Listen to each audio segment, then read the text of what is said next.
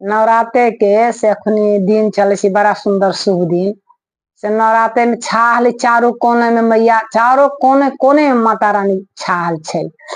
तो एगो भक्त के दूरा पर माता रानी बूढ़ के और नांगर रूल बूढ़ कोढ़ी के रूप धका माता रानी देखलखिन, जचलखिन कि से भक्त के जांचू जे कैसन भक्त छथिन।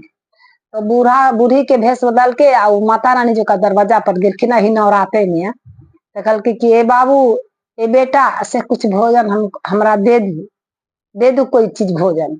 तो मुंह टेढ़ करके और लड़को हट गेल और रानियो हट गेल जे मेरे दरवाजा पर कौन भिखू भिखारी है आला नांगर लूल।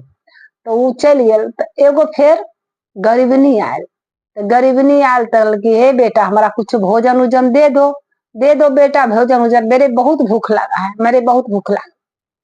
तो गरीबनी जे रहे ना तक दे रुक जाओ माता हम तुम्हारा